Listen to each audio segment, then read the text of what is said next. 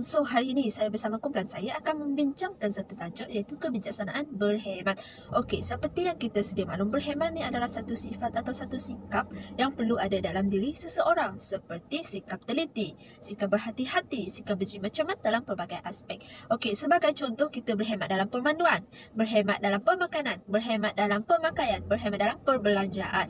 Tetapi kita tahu tak bagaimana cara kita berhemat dengan betul? Kita akan bersama-sama kawan saya dalam perkongsian selepas ini. Saya hari ini adalah saya ingin mengajak rakan-rakan sekalian cara-cara untuk berhemat. Cara yang pertama adalah apabila kita hendak membeli sesuatu barang ataupun semasa kita hendak membeli barang keperluan rumah, kita perlu listkan barangan yang hendak dibeli supaya kita tidak membeli barangan yang tidak sepatutnya kita beli.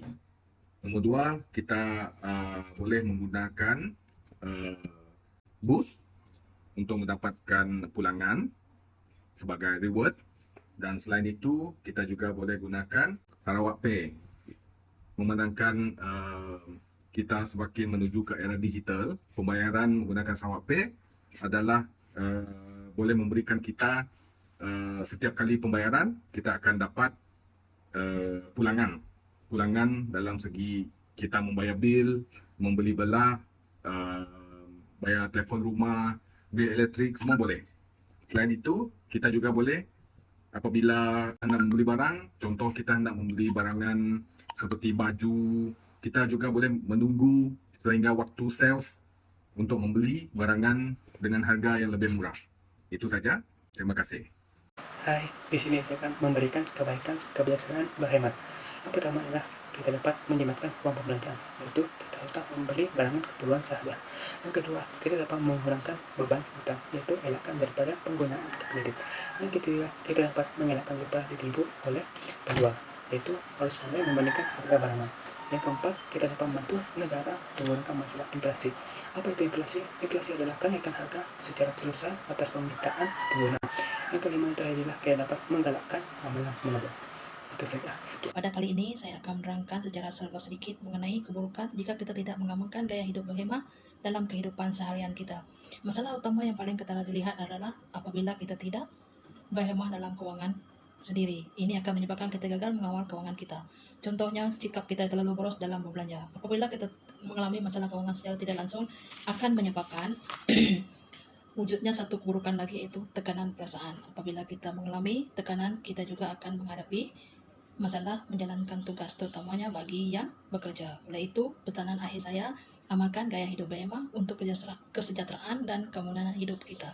Sekian, terima kasih. Di sini, saya ingin menerangkan tentang ciri-ciri orang yang berhemat. Antaranya ialah berdisiplin dalam merancang perbelanjaan seperti membuat simpanan, senaraikan barang keperluan, buat pembandingan harga atau membeli barang yang diperlukan sahaja. Selain itu, sifat tanggungjawab juga perlu diterap agar dapat melaksanakan tugas dengan sempurna serta dapat memupuk masyarakat yang berkualiti dan berintegriti. Sekian, terima kasih. Hai, selamat sejahtera semua. Hari ini Joanna nak sharekan korang tentang matlamat keuangan. Ada 3 matlamat keuangan yang wajib ada pada kita. Dana persaraan, takkan korang nak bekerja sampai ke tua kan? Pasti korang nak berehat bila korang berehat, kalau terima duit bulan-bulan seperti yang bekerja tu. So, kita perlu adanya dana persaraan. Yang kedua, dana percutian. Macam mana kita nak cukupkan dana percutian ini? Firstly, kita kena ikut bajet korang. Korang nak pergi mana, tempat mana, semua kena ikut bajet yang telah ditentukan oleh anda sendiri. Dana keluarga. So, saya suggestkan korang buat hibah. Apabila terjadi apa-apa dekat korang, at least keluarga dapat menampung kehidupan dan membeli rumah untuk menjalani kehidupan seharian apabila kita tiada nanti. Kesimpulannya di sini adalah kita hendaklah sentiasa bijak berhemat, kerana itu akan menunjukkan kita adalah seseorang yang bertanggungjawab, dan orang yang berhemat dia akan menghargai sesuatu perkara. Dan kita juga telah didedahkan dan dididik dari kecil mengenai perkara berikut. Bak kata pepatah, melentur buluh biarlah dari rebungnya. Dan bijak berhemat ini bukan sahaja dari segi wang ringgit, tetapi ianya berkaitan dengan perkara-perkara lain seperti kita perlu berhemat dengan masa, berhemat dengan bahan-bahan, sentiasa berhemat dengan kata-kata, dan sentiasa berhemat dengan penggunaan apa sahaja. Dan itu akan mencerminkan kepribadian kita. That if you know how to spend less than you get, you have the philosopher's stone. Sekian daripada kami, kumpulan 1. Selamat sejahtera.